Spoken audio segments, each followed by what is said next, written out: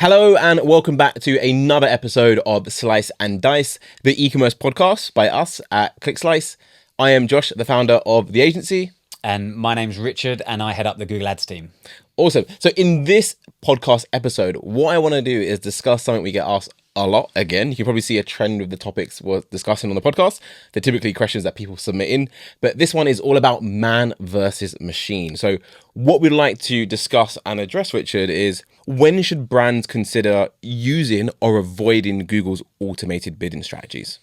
Yeah, so this is a really hot topic because the trend with Google Ads is just shifting quite significantly towards more and more automation, and it's actually baked into the product to the point where you can't avoid it.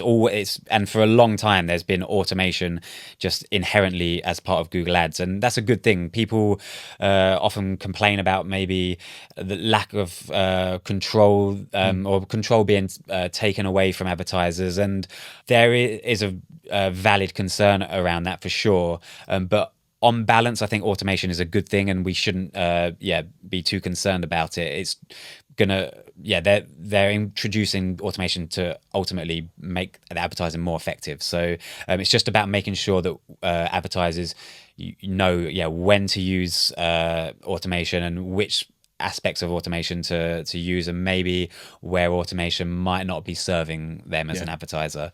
And I think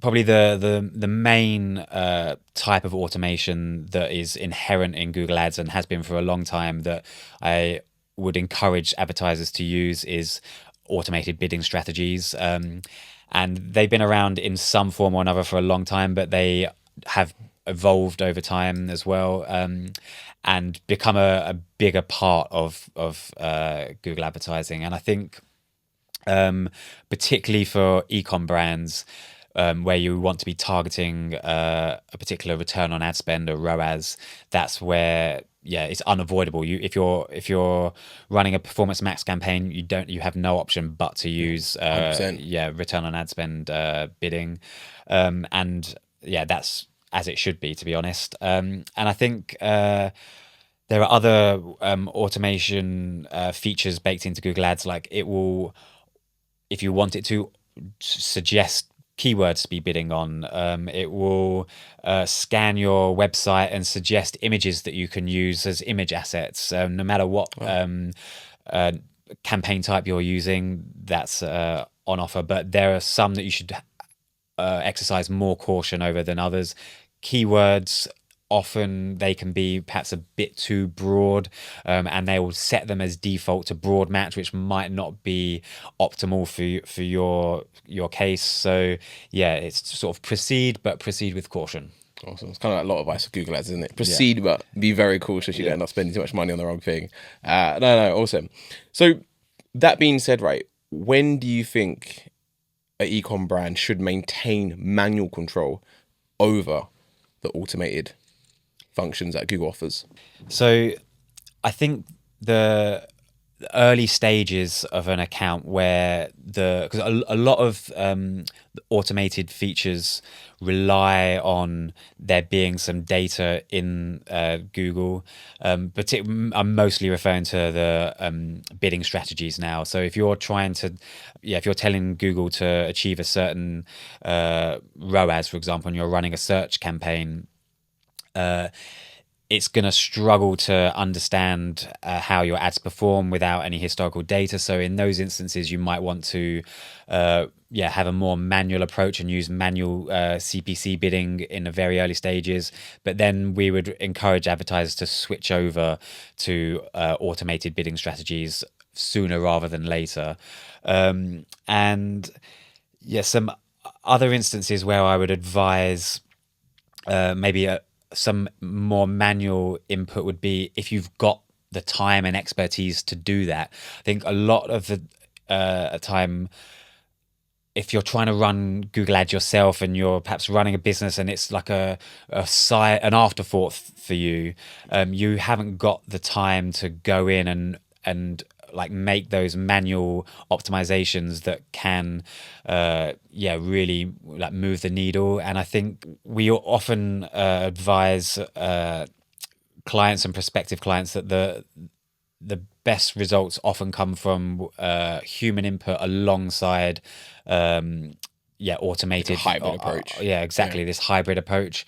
And that's where I think appointing an expert, whether that's us or a freelancer, can really help, because they know exactly what to look out for, and it's very easy to get as an inexperienced advertiser to kind of trip up and use too many automated features that might not be serving you. Yeah. So follow on question from what you said, right? How reliable are Google's automated recommendations?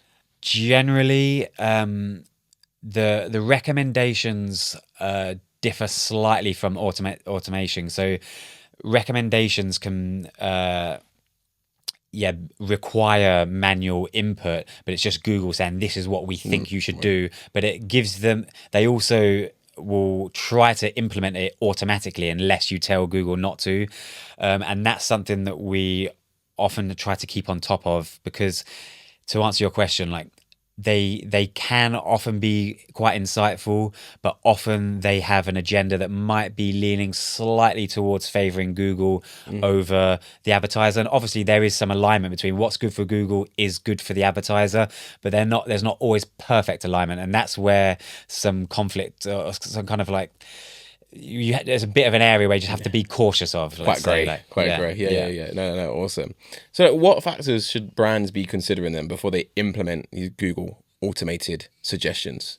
Yes, I think probably the most obvious one is just not to accept anything like a creative recommendation at face value. And when I say a creative recommendation, I mean Google telling you, oh, let's use this headline, or let's use this image asset, for example, because although Google Ads is a performance marketing channel, there are obviously some brand considerations that are at play. So you might, as an advertiser, you might who has a really deep understanding of your brand or your client's brand, you know their tone of voice and what aligns with that, whereas Google might struggle to identify that and might suggest a headline that, yes, it may be relevant to what you're selling, but it might not be in a tone of voice, for example, that you're comfortable with. Same with images. You might use an image that is from your website, but it's maybe something that it's a kind of secondary image that you don't feel completely comfortable putting ad spend behind. So that would be my sort of go-to suggestion. Yeah, I think that's a very, very valid point, because I've seen it all the time. Brands just accept any change that Google recommends, and it just breaks that continuity from the ad over to the website. Different technology, completely different tone of voice, and it has a negative impact on conversions as well. So cool. So my last question for you, to keep it nice and short and concise, is what are some common misconceptions about Google's recommendations that most brands need to be aware of? Yeah, so there are lots, but I think for the sake of this podcast, I just want to focus on one, because it's the mistake that most advertisers fall into when it comes to recommendations. We see it again and again and again, and clients reaching out to us questioning this issue. And I think it's no surprise to me, because I think Google have been slightly deceptive with this, and they've introduced something called an optimization score. And a lot of advertisers are very familiar with something called a quality score. And I think they often confuse those two, especially people without much advertising experience who might be kind of researching online and seeing quality score and thinking it's the same as optimization score. So then clients reach out to us and say, oh, our optimization score is only 60% or something. Like, and we know that impacts ad rank and all. And it's like, no, that's quality score. This is optimization score. And this is just a ploy by Google. Not to say that there aren't some advantages to following the recommendations that would lead to an increase in optimization score, but I think far too often clients of ours or advertisers will blindly try to just increase that optimization score void of any other considerations. And often I would actually say that a higher optimization score in some cases can actually I lead to a agree. lower 100%. level of performance, because you're implementing things that Google wants to see in place but might not make 100% sense for your particular case, and it can actually have some negative effects. So I wanted just to focus on that one point, just to hammer it home to people. Don't get too caught up on optimization score, but look at the recommendations that Google provide by all means and implement the ones that make sense. But that's where you should draw the line, I think. I think it's a good point, because we see it all the time when clients come to us like, yeah, I'm running Google ads. I don't think it'd be improved because my optimization score is 100%. So like, I'm keen to see what you guys can do. And it's like, dude, like this is just one metric, and optimization score and quality score, it's not tomatoes and tomatoes, it's literally tomatoes and oranges. They're completely different. They're not the same thing.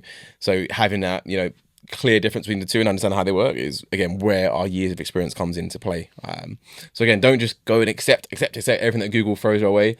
That's probably not going to end too well for you. I'm still yet to meet a brand owner that actually accepts every change and is doing very well in terms of the ROAS. But yeah, if you are one of those watching, then call me out. Put it in the comments below. I'll happily take that comment back, but I've got a good feeling there won't be any comments coming back from that. And also, that is a really interesting topic. Again, it's a very hot topic at the moment as well. Man, machine, AI, ChatGPT, all these automations coming out, and I don't think they're going away anytime soon. So it's about embracing them, but with a hybrid approach and still having human input to make sure you're not letting Google spend your precious pounds and dollars without, you kind of overseeing where that's getting spent. So yeah, anything to add on your side, or? No, I think I wanted to, just keep it concise on this one, because, those points are really important. And if you start covering too many topics, then, you'll probably overwhelm the listeners as well. No, cool. Well, thank you for watching. As always, I've been Josh. And I've been Richard. Take care. See you in the next one. Bye-bye.